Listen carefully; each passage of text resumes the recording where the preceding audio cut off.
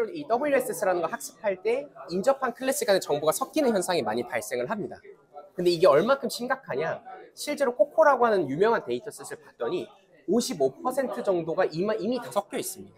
그래서 이거를 분리할 수 있는 방법론이 중요하고, 기존에 사실 우리가 여기가 겹쳐 있어요 라고 사람이 개입하는 순간 산업에서는 실제로 사용하는 효과가 떨어지기 때문에 학습을 아예 안 시킨 언슈퍼바이즈드 피처를 봤더니 얘는 사람과 오토바이처럼 진짜로 완전히 상이한 클래스를 구분을 해준다.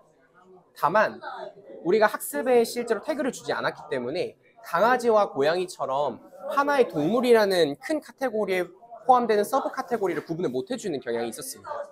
그래서 USS로 1차 분류를 하고 그거에 대한 세부 분류를 WSS 피처로 하자라는 이런 2단계의 구분 방법을 제안을 했고요. 실제 이제 딥랩 V3라고 하는 대표 연구가 80.6%의 성능이 나오고, 이거를 라벨링 할 때는 10,000장 가까이 이미지가 필요하지만 실제로 태그만 주고 똑같은 조건에서 성능 비교를 했을 때 실질적인 정량적인 차이는 1% 미만으로 매우 적은 성능 차이를 가져가면서 높은 성능을 달성할 수 있었습니다.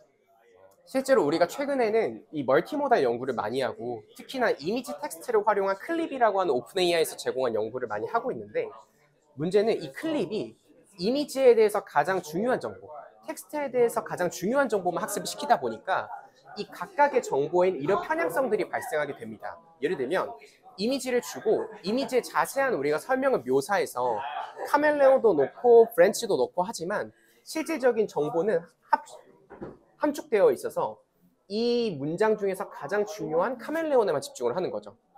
근데 그럼 이 편향성을 어떻게 제거할 수 있냐? 사람이 일일이 카멜레온은 뭐다, 브랜치는 뭐다라고 지정을 해주면 되지만, 그럼 결국은 리소스가 많이 들기 때문에 결국은 개별 카멜레온에 대한 정보를 뽑고 브랜치에 대한 정보를 뽑아서 그거를 디스틸레이션하는 식으로 학습 방법을 좀 디자인을 했었고요. 이 문장에서 가장 중요한 명사들의 정보를 사전에 추출할 수 있게끔 GPT나 LLM 같은 걸로 1차 전처리를 하고 돌립니다. 그럼 문제는 명사들에 대한 구분을 잘 할 수 있어도 뭐 빨강색, 녹색 같은 이런 형용사적인 정보를 다 놓치게 된다는 단점이 존재하고요. 그래서 이번에 제안한 TTD에서는 문장이 있을 때 문장에서 이미지와 관련된 정보들을 자동으로 찾아낼 수 있는 스코어링 방법을 제안을 하고, 그것들로부터 얻은 양질의 태그들을 다시 학습하는 2단계 접근 방법을 거치게 되고요. 자세한 흐름에서는 문장에서 들어온 이거를 모두 나눕니다. 그래서 모두 나눠진 각각의 태그들에 대해서 우리가 중요도를 랭크를 매기게 되면 중요한 태그들은 높은 정보를 갖지만 중요하지 않은 태그들은 갑자기 스코어가 뚝 꺾이는 현상이 발생하고, 그러면 얘를 자동으로 스레시홀드를 잡아서 위쪽 태그는 중요한 태그, 아래쪽 태그는 이미지와 관련 없는 태그로 나누게 되고요. 그래서 이미지에서 중요하다고 판단하는 태그들의 결과들을 모두 종합해서 이 완벽한 마스크로 모델이 문장을 넣어도 올바르게 예측할 수 있게끔 이게 결과가 같아지도록 학습을 시켰더니, 기존의 연구에서는 이미지에서 제일 중요한 호스에만 집중을 하던 게 사람, 배경처럼 확장이 좀 되더라.